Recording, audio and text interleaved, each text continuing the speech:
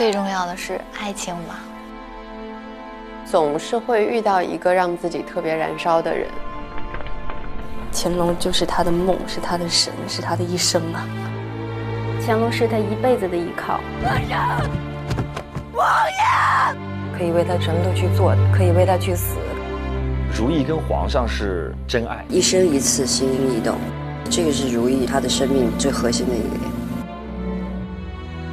因为爱，他还是把自己卷进去了。只要你回头，都会看见我默默地在为你打这把伞。他心里最柔软的一块地方就是李云彻了。帝王的爱情都是畸形的，清宫里的爱情简直是不可想象的一件事情。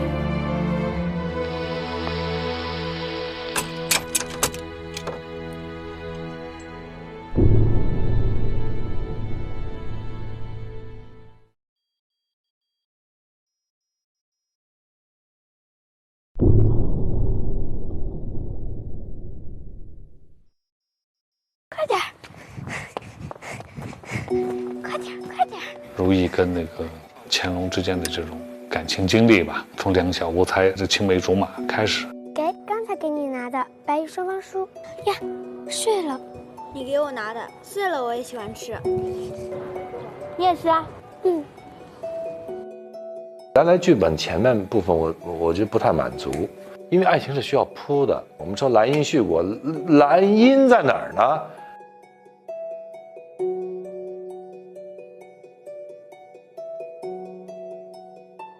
如懿她曾经有过一个少年郎，他们曾经非常的美好。这是我在一开始开拍之前我就跟编剧提出来的，就是给他的爱情一个起始的支点，让观众知道该怎么看这两个人，建立一个这两个人的关系，然后再往后走。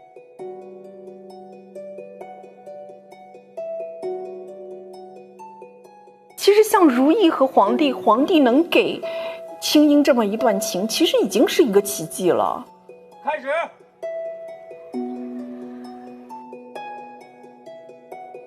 我内心总是看着他们这么美好的爱情，总是非常向往，又有一点点羡慕。哪怕你对所有人都要循规蹈矩，但是对着朕，还是可以保留青樱的性子。我最喜欢就是把她封为皇后的那个阶段啊，我们感情很好，然后那种状态是我很喜欢的。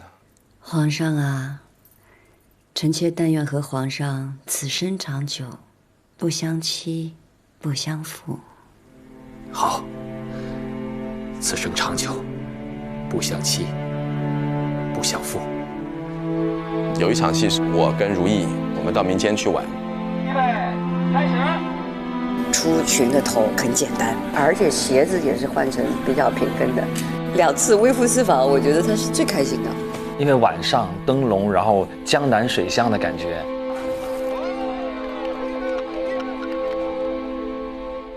所以我自然的在那儿，我就会很开心，你知道吧？就出去啦，就那种。哎，这是冬天走的时候，对，上船的时候。来，咱们吃点吧，或者跟你说，我跟你说，吃点，拦着他们，不让他们走啊。把档次高的点，官人呐，来尝尝我们的条头糕吧。对，这就是条头糕，我小时候吃过，好吃吧？只是有些粘牙，不比家里做的差。来尝尝。那是，连皇帝老爷吃了都连连叫好呢。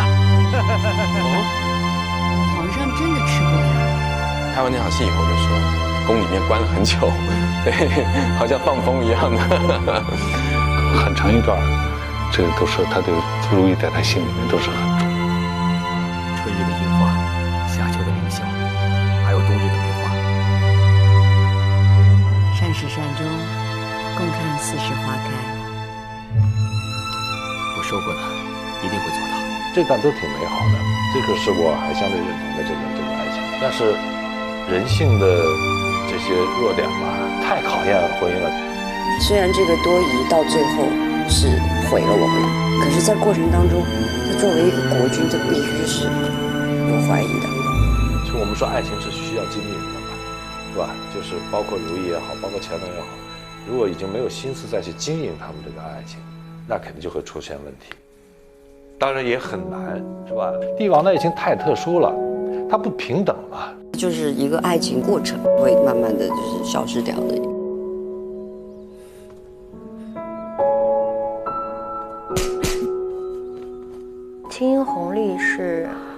青梅竹马走向了互相猜疑、不信任。我觉得他其实是没有改变过自己的心意，他一直爱着的一定是自己的那个弘历，那个少年郎。只不过最后大家都发现彼此就改变了最初的那个面貌。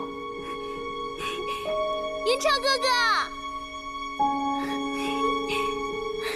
哥，慢点跑，别摔着。林云彻跟燕婉之间其实从小在一起长大，非常青涩的感情，非常甜蜜，两小无猜。跑得快点，大家可以多见一会儿啊。林云彻对燕婉更多是少男少女之间的那种爱情。真好看，那是我的一份心意。你看看里面。这里有一个云，云是代表我，这个燕子代表你。我希望我们可以永远的长相厮守，白头偕老。云彻哥哥，只有你对我好了。最初的那个两个人的那种都挺美好的，这种林彻跟着他后边颠颠的那边拿着东西在，哎，我觉得蛮美好的那一段。大家都一样，都是天真浪漫的宫女，希望有自己的一份感情爱情。但是进了宫之后，因为燕婉的父母和弟弟的压力，迫使他必须要往前走一步。他正巧有这么一个机会，皇上确实是对燕婉有这样的想法。燕婉是凌霄花，第一个凌是跟他的初恋凌云彻的名字是合在一起的，霄又是云霄的意思。那它是一种攀援而上的花。其实燕婉就是这种攀附别人、不断往上爬的性格。皇上，奴婢还以为您是记得当年在御花园与奴婢说过的话。她如果是在现代的话，她觉得是个很现实的女人，抛弃了自己的青梅竹马的爱人。他还是选择了跟皇上在一起吧。那我觉得从那一刻开始，那种青梅竹马就已经变质了。你说燕婉对凌云彻有感情吗？的确有，但是碰到现实的时候，他就会屈服。路是你自己选的，好好走下去。突然之间，观众看到的是，啪，我一跪，魏臣凌云彻，恭送妃答应。他要在我面前下跪的时候，我觉得其实心里挺心酸的。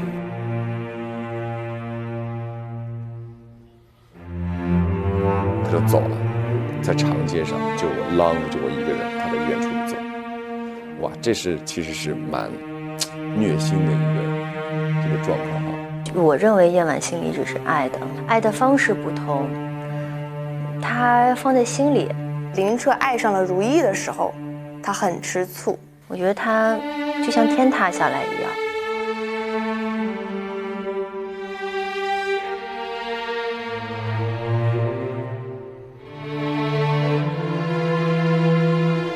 他觉得我的东西，即使我不拥有它，你也不可以跟别人怎么样，就是还是很自私的。嫉妒，这就是一个女人的嫉妒心。你看到他为了别的女人去怎么样的时候，我觉得是个女人都会不舒服。一朵小白花儿都这么在意，他怎么可以背叛本宫，去在意另外一个人呢？而且还是本宫的仇人。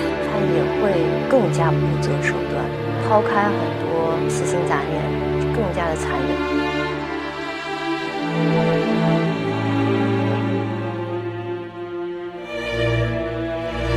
其实想害的是如懿，谁知道凌云彻就一起推下去了。云彻哥哥，是我。对于魏延婉来说，她心里最柔软的一块地方就是凌云彻了，唯一点灵性的东西就是和凌云彻的感情。这个是红宝石里面成色最暗的，不知什么钱，但是我的一份心意。这个人是我啊，凌云彻，这燕子是你的，温燕子。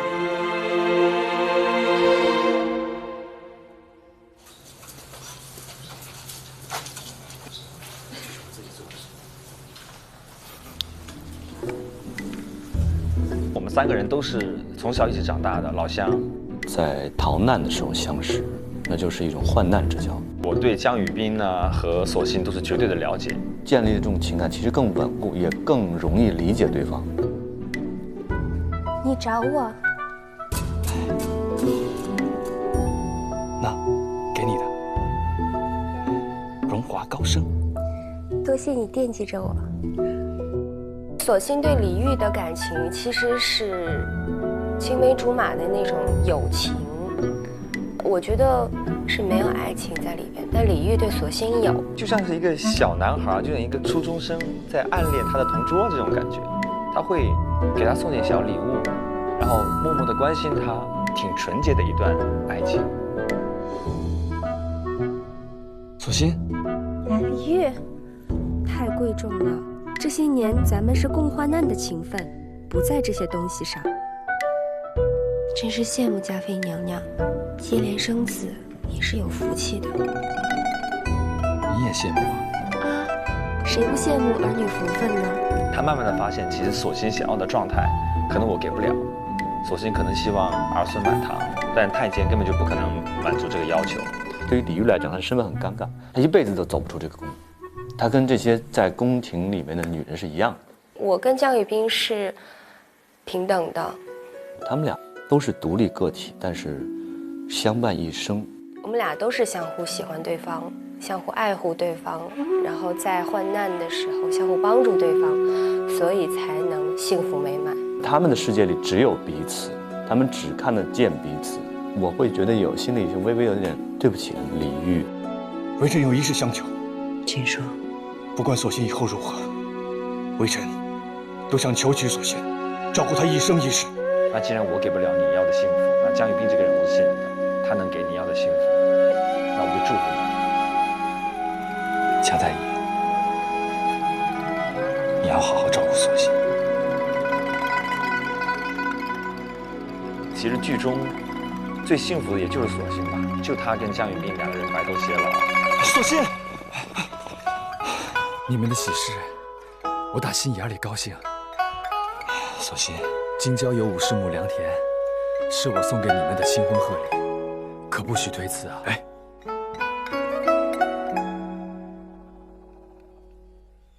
其实我蛮感动的。原来有个设想，就是让如懿重新又跟江宇彬和索性他跑出去了，然后过那种田园牧歌式的那种生活。江宇彬索性的爱情，那是比较理想化的。燕婉和凌云彻是蛮现实的一对，就是感情是会屈服于现实的。我觉得我还比较喜欢索性和江宇彬这种相濡以沫、淡淡的这种感情。如懿她和皇帝要去经历的，就是她跟皇上说的那个来因是果。每个人有自己不同的出发点，因为在这个生命过程当中，我们做了一些选择，这就是人生。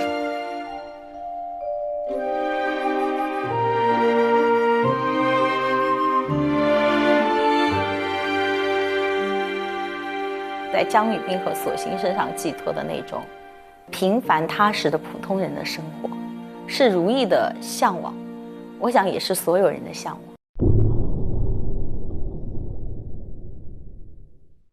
后宫的这些女人，因为她们唯一的只有皇帝一个，就是她们的感情宠辱都在一个人的身上。因为本身这样的一夫多妻的设定，它就是一个不平等的基础。其实宫廷后宫也是这样，它很华丽，很奢靡，但是真正每个人的心酸。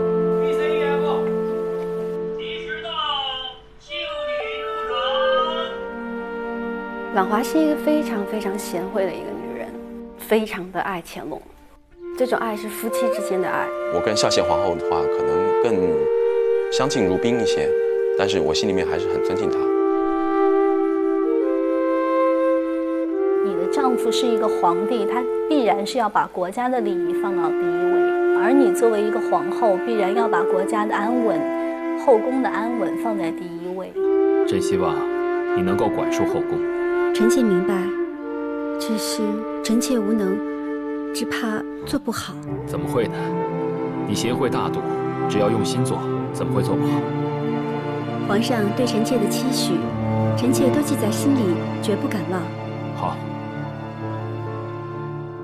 婉华喜欢乾隆，但她也很看重自己皇后的位置，所以她就一直在这种两种心态下就是矛盾。其实我们不能拿现代的女性去看待兰华，她毕竟是一个传统女性。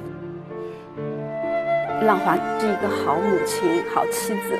就是有一场皇上生了疥疮，我去养心殿照顾他。我觉得朗华没有机会让他表现深深的爱皇帝的这种戏份。皇上，你醒了。就一说完那个话，我就哗眼泪就掉下来了。只有那样的情形，观众才能知道兰花爱皇上有多深。我觉得我的母亲是想要得到爱，但是可能种种客观的因素导致她不能，她必须要取舍，要放弃。皇上，你很久没有叫过臣妾的名字了，你还记得臣妾的名字吗？就在这么一点点细节里面，他才会体现出这个女人对于这个男人，她其实还是有一点点寄望的，但是她也知道她这种寄望就是少的太可怜了。越想拥有它，越想得到它，你就是离那个东西越来越远，不要太执着。越想要事事如意，越是不能把握住很多的事情，到最后全盘结束。皇上。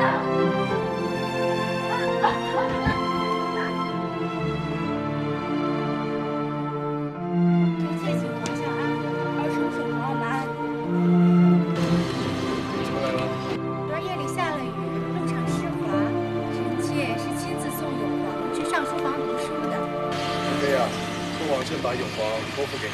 臣妾多谢皇上。苏丽云其实是先帝指给皇上的，就是说这个女子善生养。她的婚姻就是父母之命吧。她也知道皇上没有那么宠爱她，所以她也知道她在这个宫里唯一可以指望的是她的孩子。我朝一直有立贤之说，用成年长出色，用机智的嫡子年少无知，只怕太子之位就归了禹城，我的日子。我觉得他对乾隆是有很大的畏惧心的，所以我觉得他在皇上面前是小心翼翼的，所有的说话、言行举止，其实都是在讨皇上欢心的。是见到我公主啊！自从臣妾成了何家公主8年了，终于又有了一位公主，臣妾恭喜皇上。苏丽云本本分分的是吧？过日子型的，她也没有什么更高的奢望的。贤妃要是爱吃酸的，不如臣妾给她送去。要送你自己送，不必告诉朕。我觉得他应该是喜欢乾隆的，因为乾隆又很帅，又很风流倜傥。但是苏丽云是属于那种，我虽然很爱你，但是我也看清楚了你其实对我是可有可无的这样一个状态，那么我也就往后退，就是安于这样的现状去维持这样的生活。开始。本宫还以为贤妃宫里春色调理，一日也不大。皇上自会告诉你知道。我觉得前期乾隆还是很喜欢高熹月的，因为高熹月是宫里弹琵琶的一把好手，皇上又特别爱听琵琶。然后高熹月又比较会撒娇。那皇上这2个月有想着什么钱？你猜？臣妾不猜。自然是有的。进宫以后，他每天都是在想怎么能得到皇上的心，能多得到皇上的宠爱。他最后觉得皇上对他是最重要的，比他自己都重要。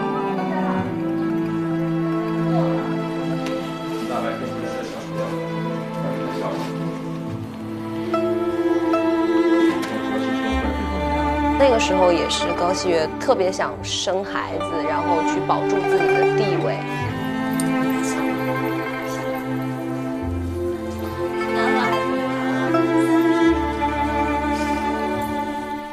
皇上虽然是也很宠爱熹月，但是我觉得他只是可能面子上要过得去，有可能是单方面，就可能是熹月对皇上一往情深。那场戏，当我一直在等他，大概将近4年吧。我原来以为就这个我深爱的男人来了，但是我看到他的时候，我突然觉得这个男人眼睛全是冰冷的，是陌生的，他已经不是来跟我谈感情的了，就实在没办法，最后来跟我见这么一面。我觉得他整个心都凉了，他还是对皇上抱有一丝的那个希望跟幻想吧，但皇上没有帮他，一句都没有。他突然就觉得他活着这一辈子最后那一点儿希望都破灭了，很撕心裂肺的一场。臣妾谢皇上。车婉英是一个非常简单、脸皮非常薄、很害羞的一个女孩。你来这半日，怎么连话也不说一句啊？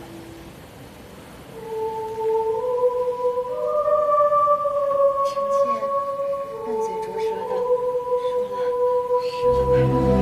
我最喜欢的是有一场戏，就是皇上爱上相见了，然后呢，有一天我就躲在一个角落里，默默地看着相见的寝宫。然后这时候那个如懿走过来了，她说：“你在等皇上？”我说：“是，也不是。”我说：“这么多年来，我一直对皇上的那种心意，可能皇上都不知道。”俊姐就说：“那你为什么不去告诉皇上？”我说：“没事儿，喜欢他放在心里就行。”觉得就还挺打动人的。婉英是那种你在他身边，你都不知道该怎么跟他相处，就是爱得太深了，反而会很难去表达。臣妾只希望皇上能够看我，看一眼就多热烈。就是我爱你跟你爱不爱我没有关系，只是我内心一直爱着你，不论你做什么我都会爱你，甚至说我为了要安慰自己，我可能通过各种各样的方法来充实自己的内心，比如画画呀，比如去做一些我力所能及的事儿呀，比如说我心里想着我做所有的一切都是为了皇上，只要皇上开心，那我就是最大的满足。孝亲皇后做的一切，朕甚是感激。朕看得出来，你是个有心人。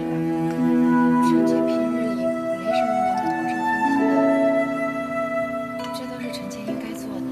其实这是爱的最高境界，不是简单的粉丝对偶像的喜欢，而是发自内心的很深刻的一种爱恋。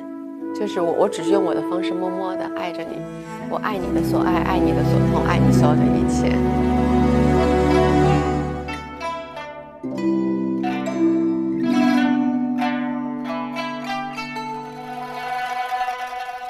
曲有误，周郎顾。白羽居是怎么样吸引乾隆注意？他弹琵琶却故意弹错。有个音错了，是谁啊？是奴婢。自己大胆地跟皇上接近，成为了乾隆他那个登基以后第一个的新人。你叫什么名字？奴婢姓白，名蕊姬。为什么他选择白羽姬不选择高熹月？因为高熹月棋艺很精湛啊，他根本就不需要乾隆来点拨。乾隆喜欢这种自己能够点拨一下的这种心情。你这弹的是胡笳18拍了。皇上好。他这个时候他肯定心里面就是会觉得，哇，我现在很得宠，我恃宠而骄。其实他根本就不知道他现在做的一切，人家会觉得他很傻。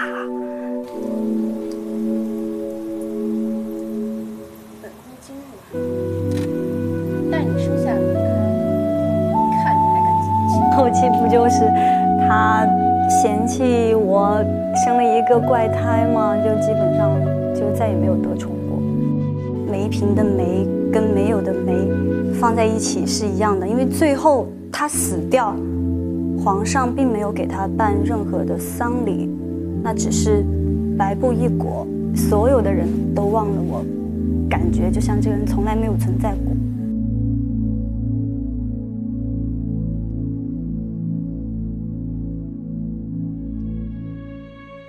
像奕欢啊，他对皇帝的那种痴情，他是真心的爱，粉丝般的那种。自从我第一次见到皇上，我做梦都没想到自己能靠他那么近。如今真的能在皇上身边，我已经心满意足了。其实我在这众多的婚姻关系当中，我还是最喜欢奕欢的表达方式，因为我觉得他很真实。他先是崇拜皇上的诗，崇拜皇上博学，再到看到皇上的样貌，对这个人的爱就更完整、更立体了。那个之后就一辈子也没改过。你说他这个一见钟情那一刻起，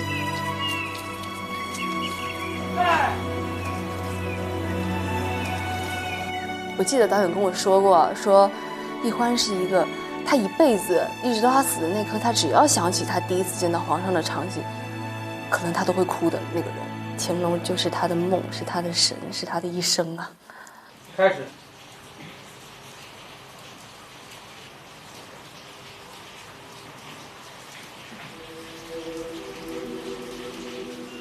一直到他孩子死之前，我觉得他在宫里的生活，他的心情都是幸福的。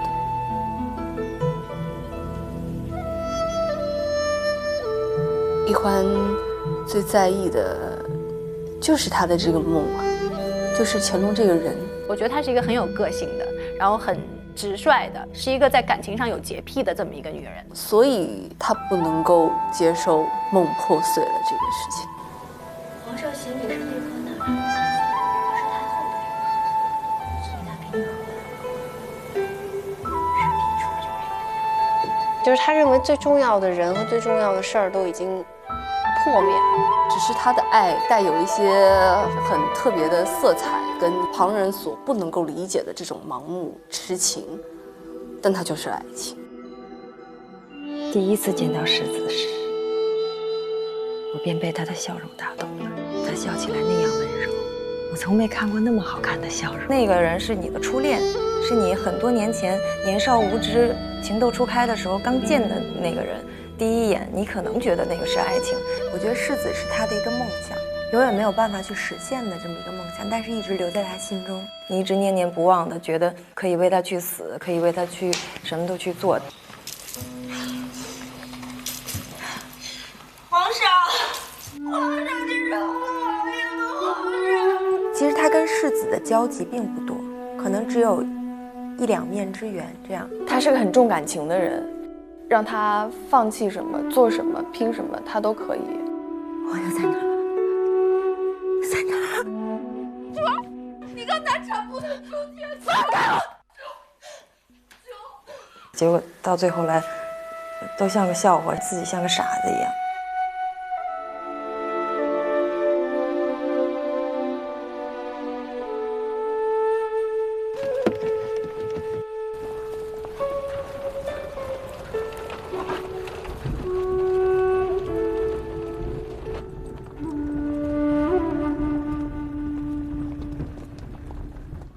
因为我觉得其实韩湘剑就比较特殊嘛，大家都知道这个人物也是非常传奇的一个女子，她相信真爱吧，因为她内心有她最爱的韩琦。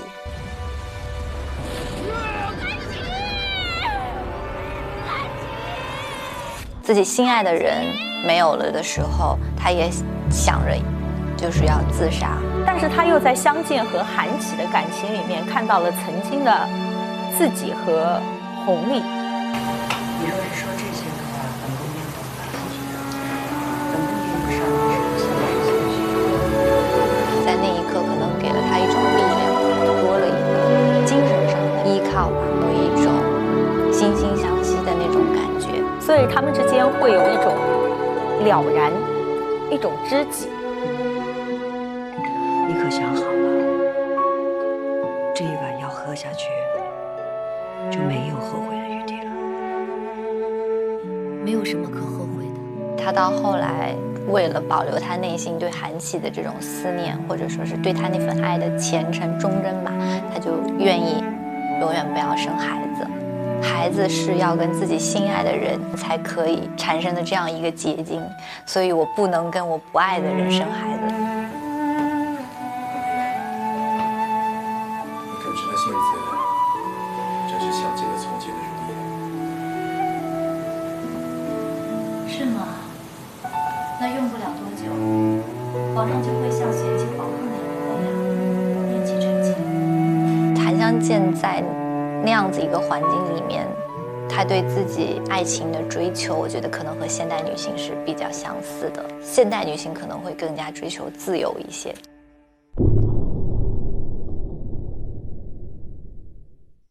臣妾问皇上安。你都跟着那么久了，怎么见了朕，还是那么怯生生的？我觉得海兰是属于那种我要收起我所有的这个棱角，然后做一个与世无争的人。她对皇上也没有太深的感情，她不像就是其他的女人。她其实就明白宫中的那些感情是这样的，她会一个一个来新的。就是你如果真的投入了，你爱了他，你就会受伤的。尽忠职守，征服他头领之位。因为后宫很多人是对皇上有情的，但凡有情就会计较很多事情，反而没有情感的人不会干扰到他的情绪。他算是众多妃子里面就是理解他蛮理解乾隆的人，那但是他不会跟着他对着来，那很多事情他会用他的方式去处理，这样。那所以乾隆也理解他是一个特别明事理的人。我觉得他年轻的时候一定是对乾隆有情的。我觉得有点互敬互重，就是相敬如宾的感觉，对。但是我不爱他了。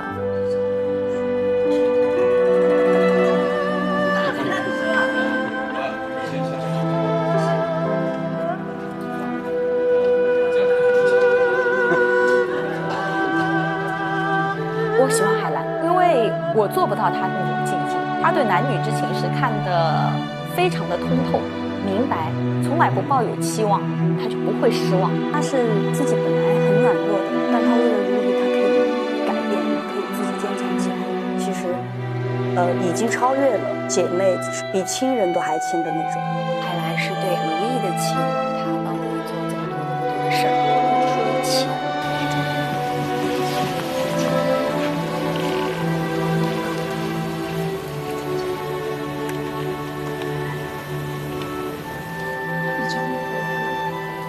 互相知道为了对方，就是对方做了一些事情跟自己一样，然后如意知道海兰是这样子可以冒死去救他的，我觉得那个信任感是非常坚强的。海兰是因为我跟如意是好朋友，然后也帮过他跟如意，所以也会把我当成朋友。其实我跟凌云彻中间又有一个很微妙的关系，其实会有一点点小吃醋的比较。我觉得只要是很好的朋友，只要是人都会有那一种心理上的难过。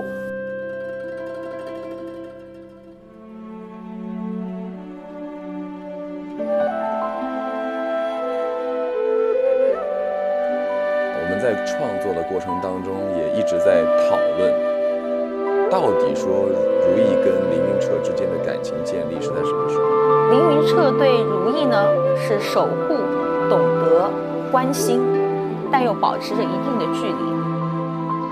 凌云彻，你还是收下这鞋垫吧，我缝了2个晚上呢。我是想多谢你的救命之恩。看到凌云彻在冷宫对他那么好，救了他的命，你说喜不喜欢他？我觉得喜欢，但是是什么样的喜欢？你对对方，你是可以安心的信任的一个人，所以他对如意来说也是非常重要的一个人。如意对凌云彻有没有爱情？我觉得没有。对于如意来说，凌云彻就是一个在他绝望和低谷的时候陪伴他的人，他的爱情永远是属于少年红利的。他从小是个冷静的人，他知道是不可能的，就是你根本就不用去有这个念头都没有，就是说当然对我对你是这样子的。在帝王家庭、帝王家族又是这么一个特别极端的环境啊，他们彼此把这份情感已经变成了一种信仰，无论是世界上的堆积，还是岁月上的累积，在增进感情的过程当中，还在克制自己。这回啊，不要像上回那样整日喝酒一直消沉，像这样的傻事做1次就够了。为同一个人伤心2次，确实不值得。魏延婉都知道为自己打算，你也该为自己打算。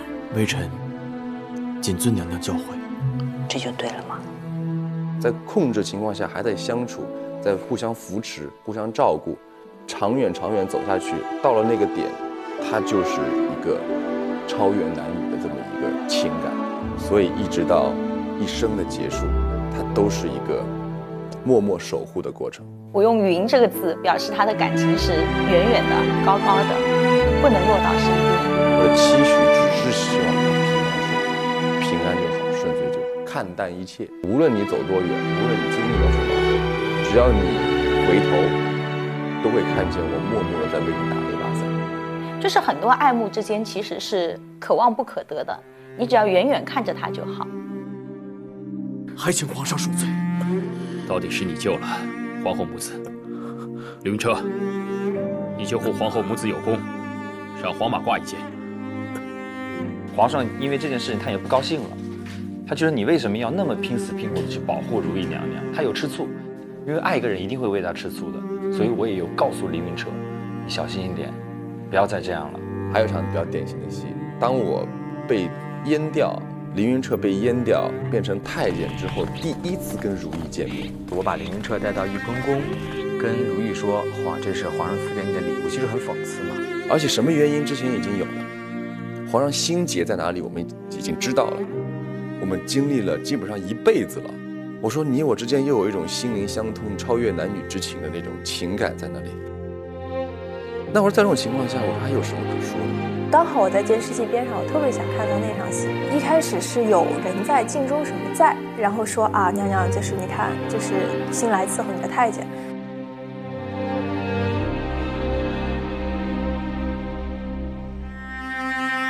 我跪在那儿含着泪看着，训姐是傻了，看着我。训姐有一个很厉害的地方，就是她的眼神。拍到特写的时候，一开始她是很收着，没有多大的表情。她眼神刚收一点点，我立马就卡那个点。我说多谢你，就磕头，啪，就完全是控制不住的那种。我本来训姐就比较性情，然后她一旦进到那里面就不行，那一下就不行，就崩塌。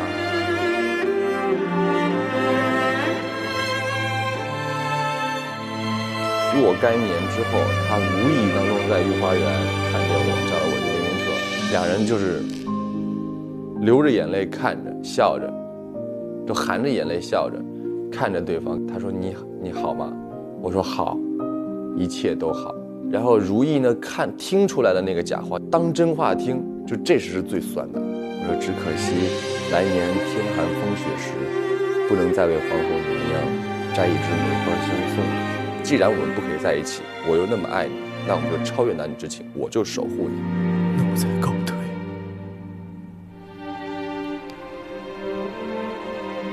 你保重啊。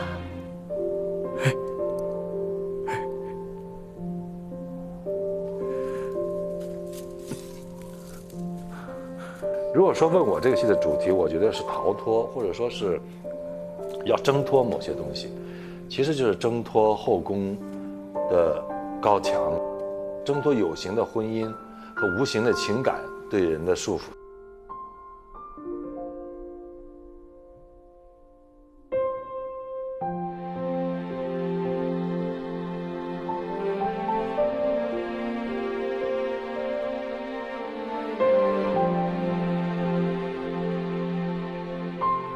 如意也好，弘历也好，乾隆也好，我觉得每一个人，哪怕是小小的宫女太监，他们都是一个时代的牺牲品。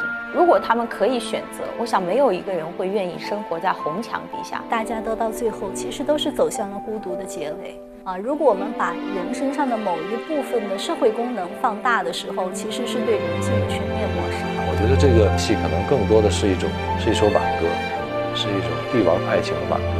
帝王的婚姻当中，没有人是有可能幸福的。我们在这部作品当中一定有对当时制度的批判，就是这个戏剧的悲剧所在。我小时候读的时候觉得惋惜，但是现在懂了，因为人生总有遗憾，就是因为爱，因为情，无可厚非。我觉得普通的爱情是取暖，那咱们讲深层次的爱情，它是开triển。夫妻之间除了情爱之外，更多的是一种依靠，才能支撑下去他们走很远很远的路。平平淡淡的、简单的快乐，可能超越一切。婚姻是需要去经营的，然后也会遇到坎坎坷坷，到最后才会悟到很多的道理。这个不是一个伤感的东西，而是这个事情的原因、结果，它就是会这样子。我觉得还是都是为了给爱情一点希望吧。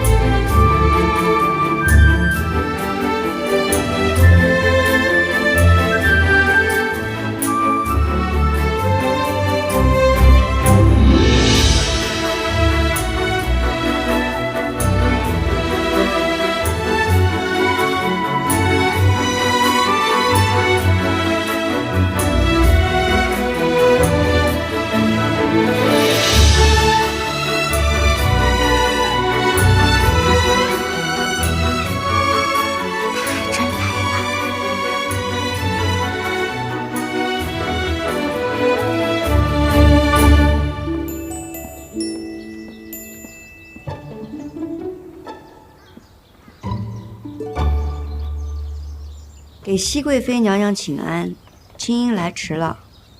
青音格格怎么来这么晚啊？得了，既然来了，就去那儿站着吧。是。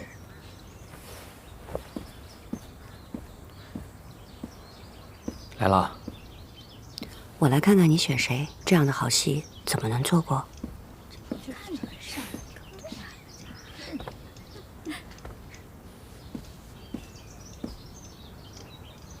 选秀继续。乌拉那拉氏，满洲正黄旗，左领纳尔布之女。黄三子红石，萧宗吉，楚玉蝶，朕从此再无此儿子。皇阿玛，皇阿玛，你不要这样对儿人。皇上，皇阿玛，皇娘，皇娘救我，皇娘救我。皇上，皇阿玛，皇阿玛，皇上，皇娘，皇上，您不能这样对待您的长子啊！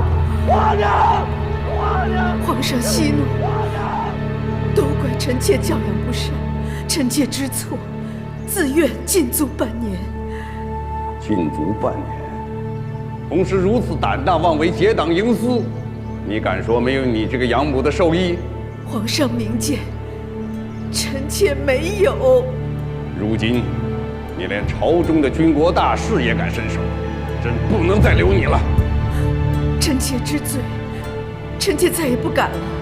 朕念在与你运有一死的份上，不会废后，但也不得不处置你。皇后乌拉那拉氏扰乱后宫，彭擅朝廷，焉得敬承宗庙，母仪天下。皇上，禁足景仁宫，非死不得出。皇上，朕与你死生不复相见。皇上，您不能弃绝臣妾。来人！臣妾心里只有您，才会这般糊涂。臣妾心里只有您，才会这般糊涂。皇上，皇上，皇上！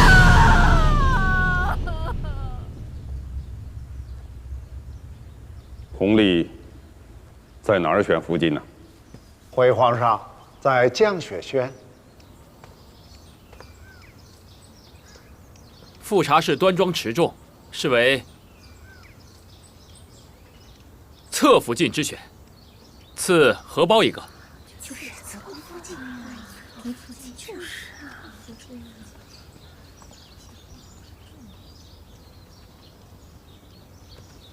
谢谢阿哥。熹月格格人如其名，东方未晞，月色风霜。谢四阿哥夸赞。如此美貌，赐黄金100两。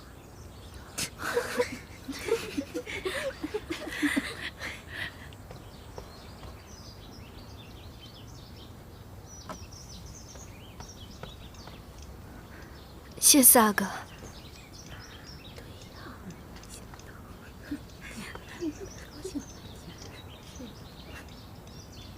青音格格聪颖伶俐，是为嫡福晋，赐如意一把。嫡福晋，这就选中了。真没想到，我是来给你长眼的，你给我这个做什么？说好给你就给你的。我跟你开玩笑的。谁跟你开玩笑？这是你的终身大事，不得儿戏。你再拿，我走了。怎么，不敢拿？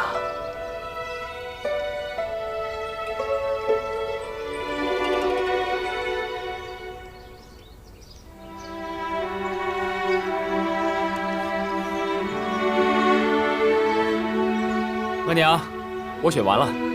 恭喜青音格格为嫡福晋，谢恩。谢四阿哥。弘历，皇上驾到。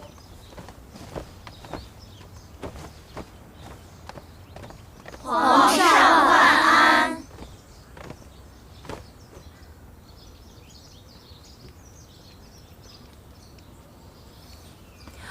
皇上，咱们的4阿哥已经选了清音格格为嫡福晋。那不成。皇阿玛，有何不成啊？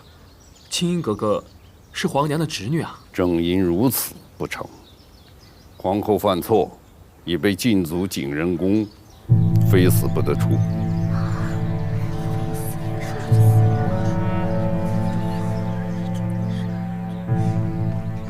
皇上，皇后娘娘犯了什么错，受您如此严惩？皇后谋篡皇位，朕没要她性命，以示宽容。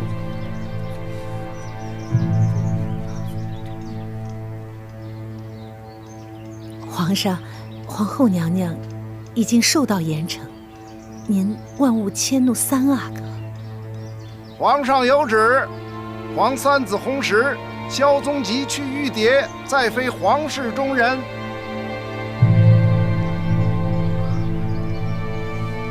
皇阿玛，3哥就算犯错，也不该受如此重罚。请皇阿玛看在父子情分上开恩吧。天家先君臣后父子，你不必为弘时再求情。还有，青英是乌拉那拉氏的后人，如今这种情形，他能不能入你的府邸，你要细细的思量。皇阿玛，青音格格一直待在降雪轩，她什么都不知道，不该无故受牵连。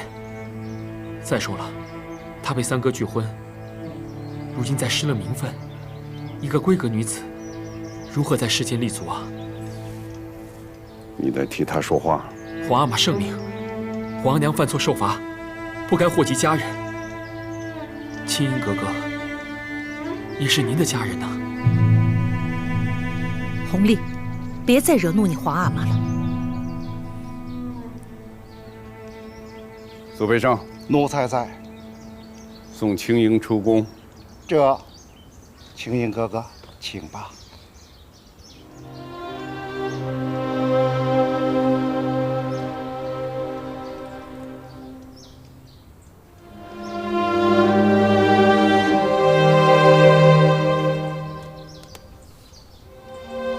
姑丈，青英哥哥，请谨慎称呼。姑丈，还请您看在和姑母10数年的夫妻情深，可以稍稍厚待姑母。青英无福，侍奉在您的左右，还请您保重。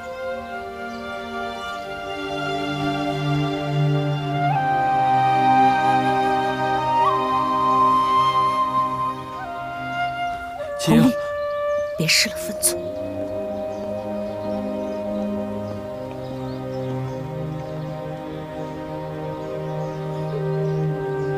皇上，今日选福晋是喜事，咱们要不把福晋给定了？弘历，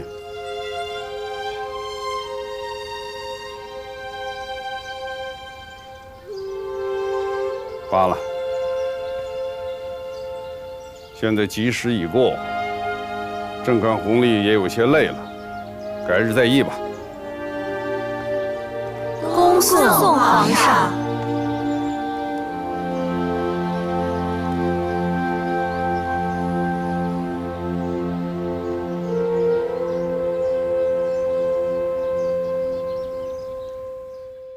开门！青英哥哥，你可得快着点儿。你要待久了，奴才可是吃罪不起。谢苏公公，我即刻出来。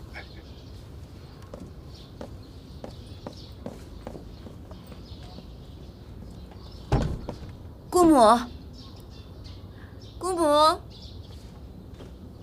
姑母，青英，你怎么来了？你怎么进来的？是不是没有选上福晋？是不是受了我的牵连了？皇上让我即刻出宫。果然如此。你快出宫，别理会姑母了。姑母，我会想法子去求皇上的。不能求，否则只会让皇上迁怒乌拉那拉氏全族。你回去告诉乌拉那拉氏上下，谁都不许替我求情，免得再遭皇上责难。姑母，走，青云哥哥，时辰不早了，走吧，快走。姑母，你一定要保重啊！我会想法子再来看您的。走吧，走吧。青云哥哥，你快走吧，你要小心。嗯。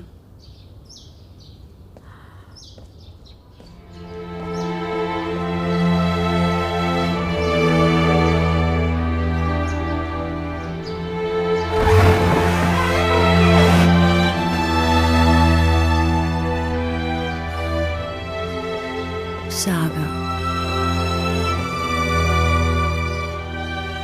青音妹妹，对不住了。姑母是要永远在这儿禁足吗？咱们还有什么法子没有？现在皇阿玛正在气头上，等我缓一缓，我会再求。比起你苦争力求，我说话更方便些。多谢四阿哥。江雪轩的事，你再等等我，我会再去求皇阿玛，一定要你留在我身边。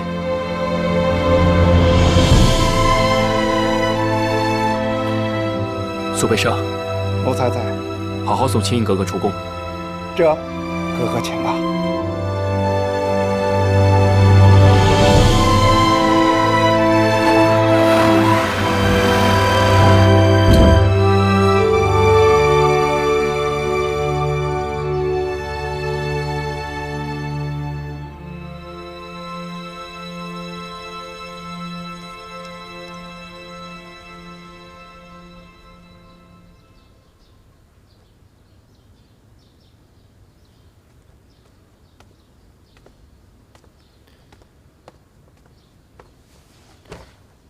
儿臣请皇阿玛安。若为昨日之事而来，就免费口舌了。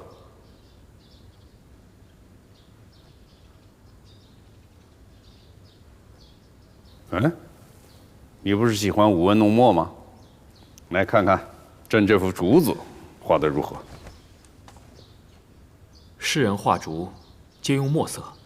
东坡居士首开朱竹之风。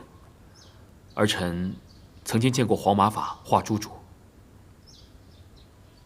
说起来，朕倒有些羡慕你啊。朕从未见过你黄马法画朱竹。儿臣也从未见过皇阿玛在此作画，从前并无机会。宫墙之内，天家父子少亲近，也是寻常啊。宫墙之内，只求一所愿之人，也是不易。天下的事，并不是你所求就能所得。但事涉无辜，儿臣不得不表明心迹。是否有人无辜，就那么要紧吗？要紧的是，你选一个什么样的福晋。皇阿玛，这么多年，这是儿臣唯一对您所求。儿臣从小和青音相识，性情相知。无论他是什么身份，儿臣并不在意。以前你可以不在意，如今你却不能不在意。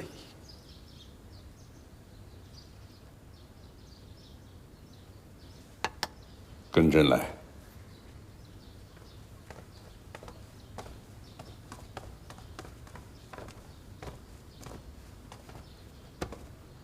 坐上去。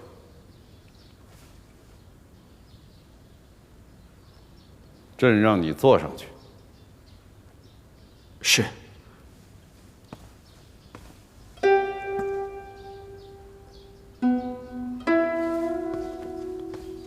儿臣为难。为何为难？儿臣做，大不敬；不做，为皇命。所以啊，身在皇家，不能一切都由着自己的性子来啊。你也坐。来。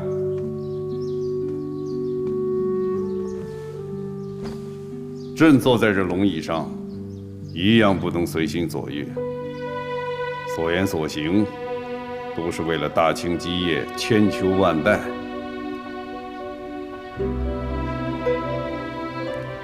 你今天为了自己的婚事来求朕，说实话，朕也不能不替你考量。可你的婚事，并非你一人之事。从朕的角度去看，他必须得有他应当的模样。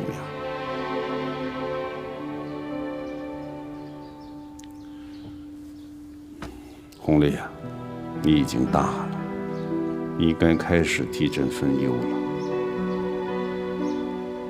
国事和婚事，很多时候是一个道理，与你合适的，未必是你所愿的；你必须做的事，未必是你愿做的事情。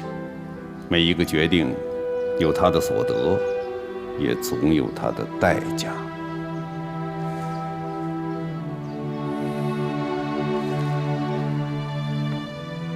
儿子明白，富察氏端庄大方，堪比嫡福晋之选。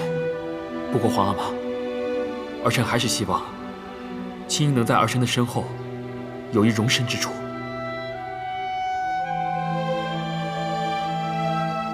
乌拉那拉氏既是你唯一所求，朕就许了他的侧福晋之位。儿臣谢皇阿玛成全。不过，高氏也得成为格格。是。甚好。苏培生，奴才在。皇四子弘历，温公朝夕，执事有客，着封为宝亲王。这儿子谢皇阿玛隆恩。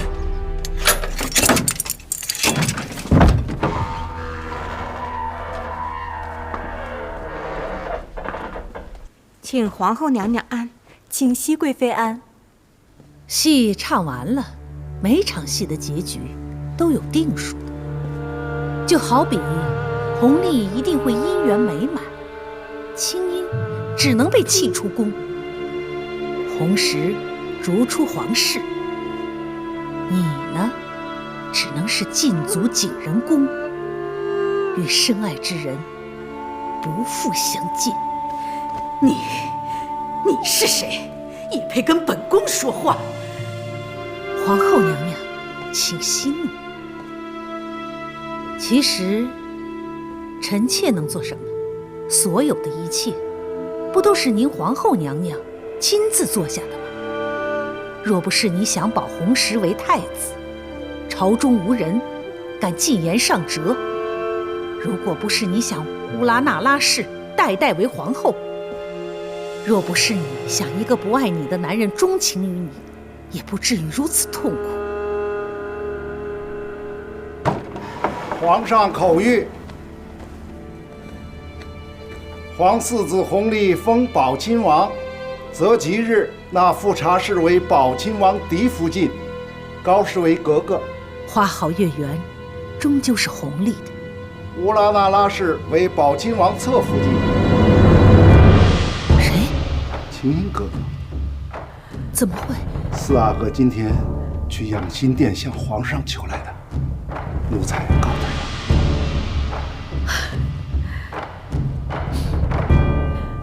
看来，不是每出戏的结局都有定数的。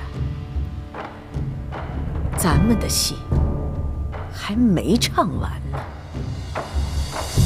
熹贵妃呀，我每走一步，你就算一步。保弘时的折子是你撺掇人上的吧？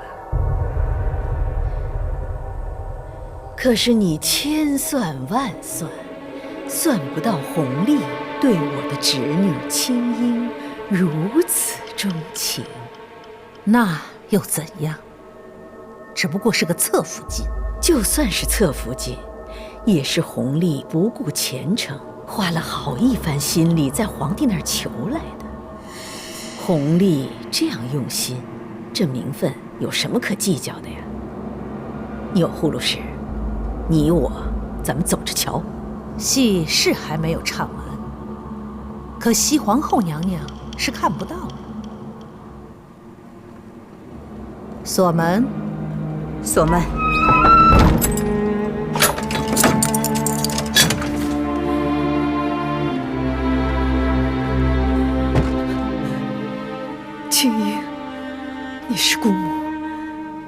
是乌拉那拉氏唯一的指望了。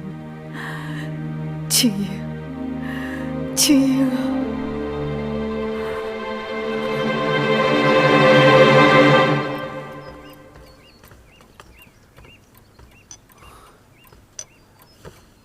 儿子请额娘安。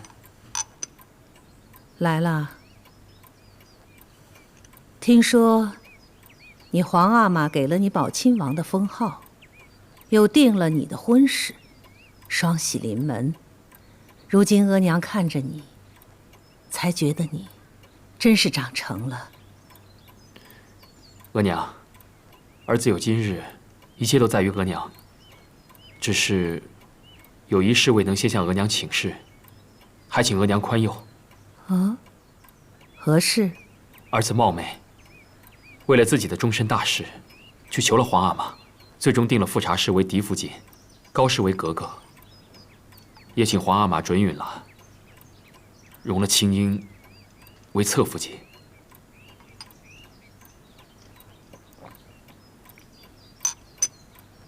这般选择挺好。坐。额娘不怪儿子。怪你什么？坐吧。谢额娘。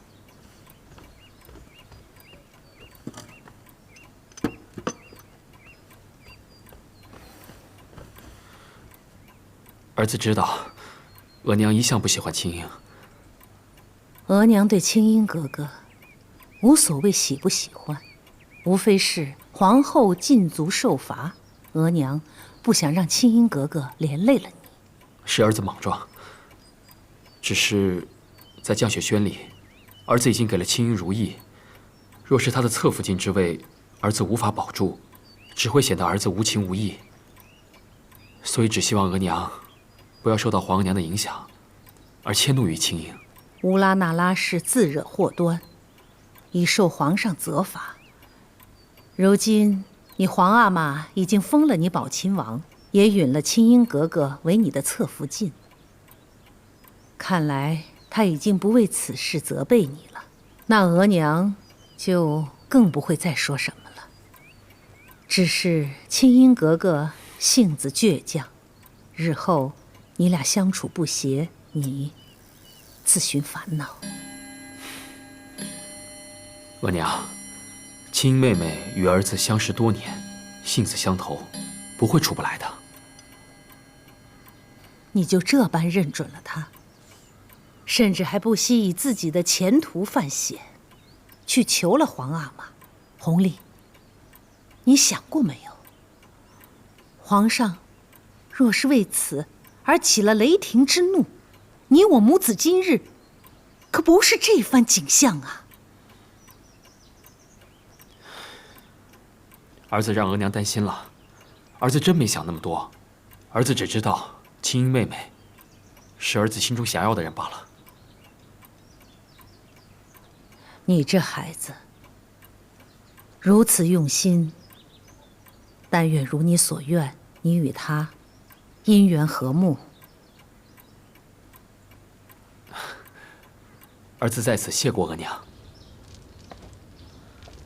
阿玛，咱们真的不再为姑母求情了。你姑母说的对，皇上正在气头上，你再求他，就会连累乌拉那拉家的。青英，你姑母的事儿咱们犯愁，可你的事儿又如何是好呢？两位皇子选福晋，你都落选了，那往后能嫁什么人家？那儿不接旨。哟，出什么事儿了？是喜事儿。您跟青英格格跪领吧。快跪下。奉天承运，皇帝诏曰：自日左领纳尔布之女乌拉那拉氏，天资清逸，性语贤明，柔贤内政，书问外宣，致用命耳为宝亲王之侧福晋，钦此。奴才领旨。宝亲王？是呢，皇上封四阿哥为宝亲王，又指了富察氏郎化格格为宝亲王的嫡福晋。您家青英格格为侧福晋，另外高大人府里西月格格为格格。真的，青英成了宝亲王的侧福晋了？这还能有假？青英格格，您那日没拿到的荷包，今天奴才亲自给您送来了。这荷包来的可不容易，这是宝亲王向皇上给您求来的。多谢公公。宝亲王与嫡福晋富察氏8月初1成婚，侧福晋乌拉那拉氏与高氏格格8月初2进府。好好准备准备吧。奴才领旨。多谢皇上恩典。青英，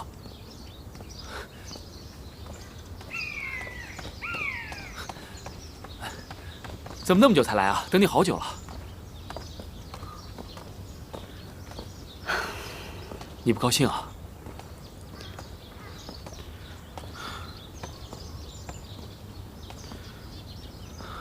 我知道，侧福晋是委屈你了。我不是在意这个，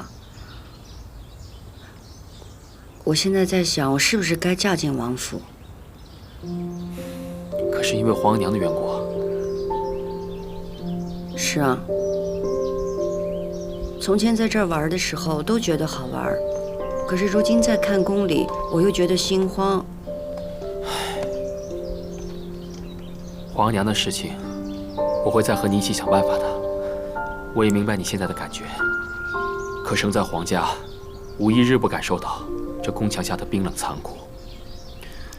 青英，我会尽我所能的护着你，不再让你受任何的苦楚，哪怕以后再碰到任何的风浪，我们一起面对。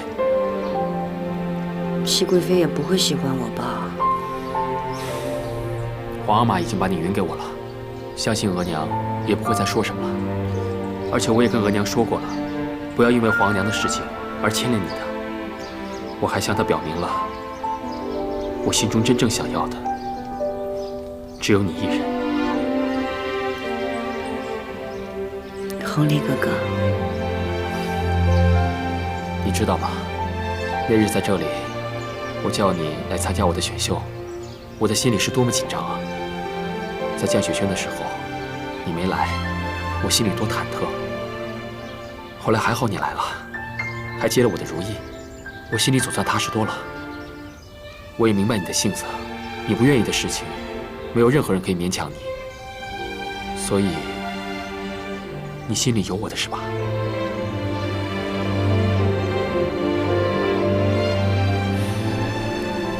我只想问你一句，你愿不愿意同我在一起？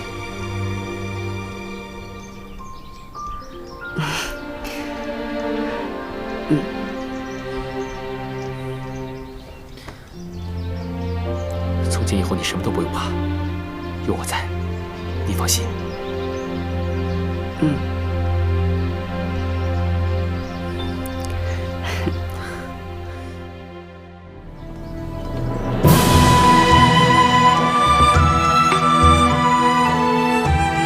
侧福晋到，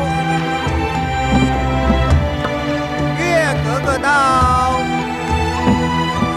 请侧福晋月格格入内行礼。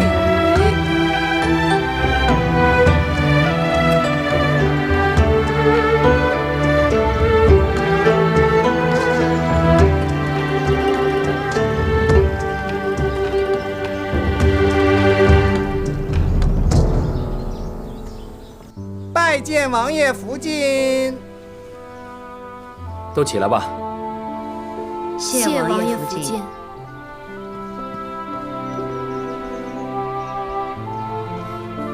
你们之前都与福晋见过的。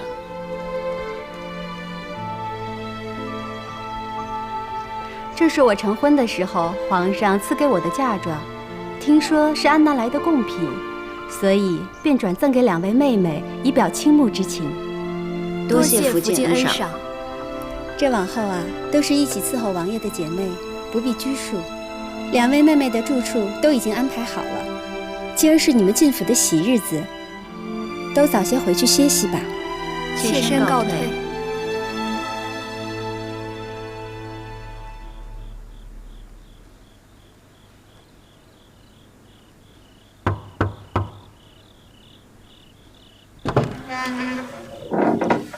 王爷，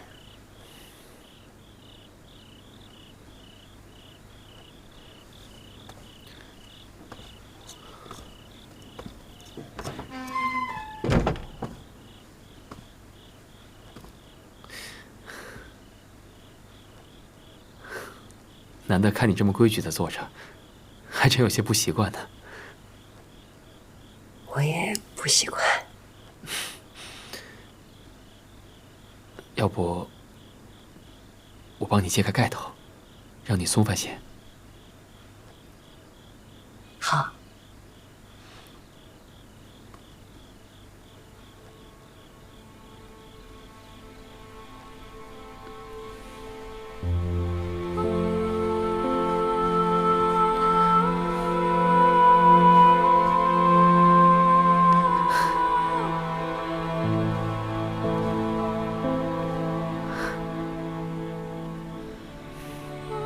好看，比我想的更好看。你穿红色也好看。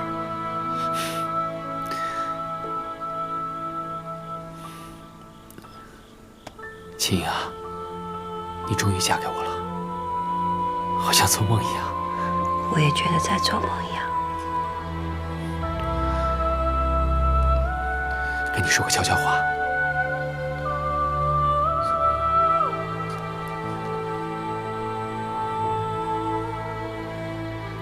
你这样不太好吧？你是我自己选的人，做侧福晋已经是委屈你了。第一夜自然要和你在一起的。她是我的发妻，我会爱敬她，尊重她的。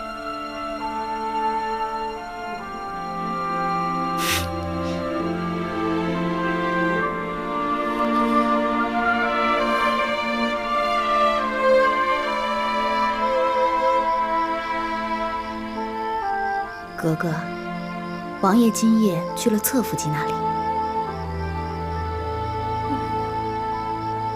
王爷昨夜虽歇在福晋房里，但并未行周公之礼。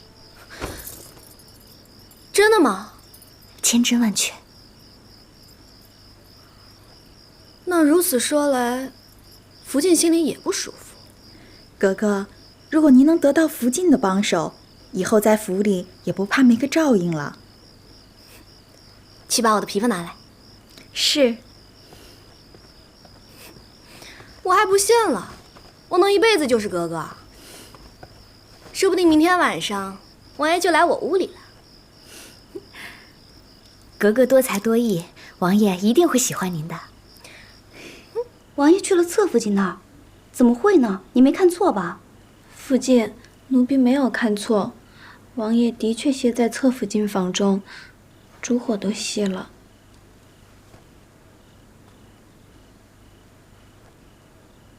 你下去吧。是。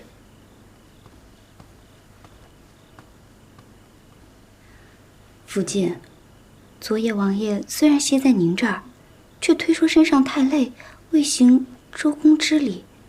今夜又去了侧福晋那儿，